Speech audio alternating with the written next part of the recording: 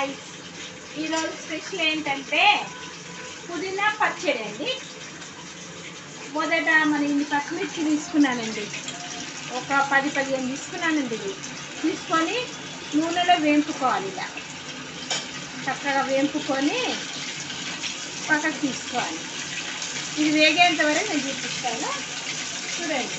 ఈ పల్లీలు ముందు ఊరికే వేయించుకున్నానండి.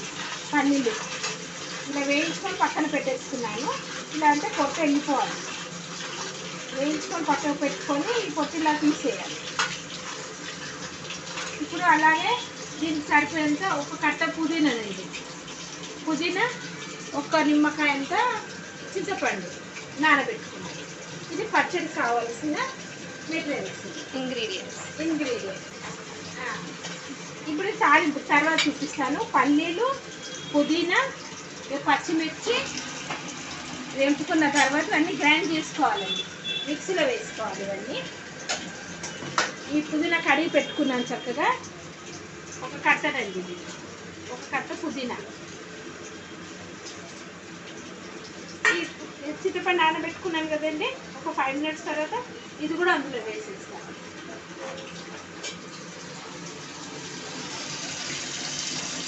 చూసారా, ఇలా కాస్త వేయగాల, వేస్తే టేస్ట్ ఉంది. ఇవి వేయించుకున్న తర్వాత ఇవి తీసి ఇదే మిక్సీ జార్లో వేసుకోవాలి. పచ్చివి కాదండి, ఇది వేసుకోవాలి.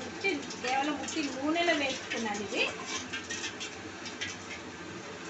ఇది పక్కన పెట్టేసుకున్నాను. ఇప్పుడు ఈ చింతపండు ఉంది కదండి నానబెట్టింది, ఇది కూడా ఇందులో వేసేస్తాను.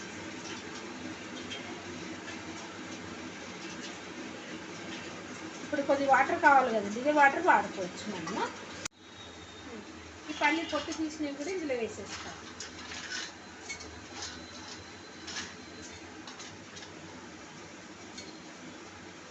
ఇందులో పచ్చిమిర్చి వెంబడి మనం ఉప్పు వేసుకోవాలండి.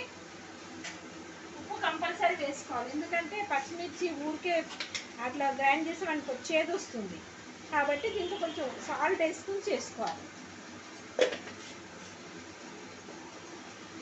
ఇప్పుడు ఇది వేడిగా ఉన్నాయి కాబట్టి చల్లార్చిన తర్వాత గ్రైండ్ చేసుకోవాలి. వేడిగా ఉన్నాయి, కొంచెం చల్లార్చుకోవాలి. గ్రైండ్ చేసుకున్నామండి. ఇది మెత్తగా అయిపోయాక ఒక 2 ఉల్లిపాయలు కొంచెం పెద్దగా కట్ చేసుకుని వేసుకోవాలి. ఒక్క ఉల్లిపాయ అయితే చాలు. ఓకే, మరి మెత్తగా కాకూడదండి, అలా ఒక్క రౌండ్ పెట్టి ఆపేసేయాలి. ముందుగా మనం పచ్చిమిర్చి వేపుకున్న ఆయిల్లోనే ఇంకొంత ఆయిల్ వేసుకొని వేడి చేసుకోవాలి. నూనె వేడైందండి. ఇప్పుడు కాస్త జీలకర్ర, కొద్దిగా ఆవాలు. నేను ఈ ఎల్లుల్లి రెబ్బలు హాఫ్ కట్ చేసుకున్నానండి, స్మెల్ కాస్త బాగా వస్తుందని. ఇప్పుడు ఈ ఎల్లుల్లి రెబ్బలు అందులో వేసుకున్నాను.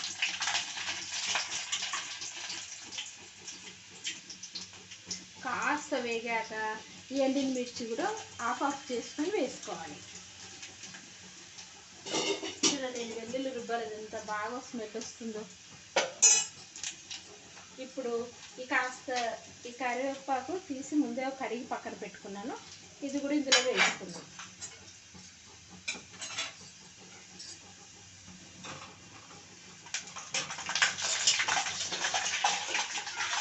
ఇప్పుడు ఈ కరివేపాకు ఎగరకుండా మూత పెట్టేసుకోవాలండి, లేకుంటే పైకి ఎగురుతుంది, తిప్పుతాయి మన పైకి. తాలింపు అయింది కదా, ఇప్పుడు స్టవ్ ఆఫ్ వేసుకొని మనం ఇప్పుడు పక్కన పెట్టుకున్నాం కదా ఇవన్నీ పచ్చడి చూడండి ఇలా అయిందో. పుదీనా వేసి చేసుకున్నాం కదా, అందుకే గ్రీన్ కలర్లో వచ్చింది. ఈ తాలింపులో వేసేసుకోవాలి అంతే. మనకు ఇంట్లో కూరలు లేనప్పుడు, కూరగాయలు లేనప్పుడు కాస్త పుదీనా పచ్చిమిర్చి ఉంటే చాలు.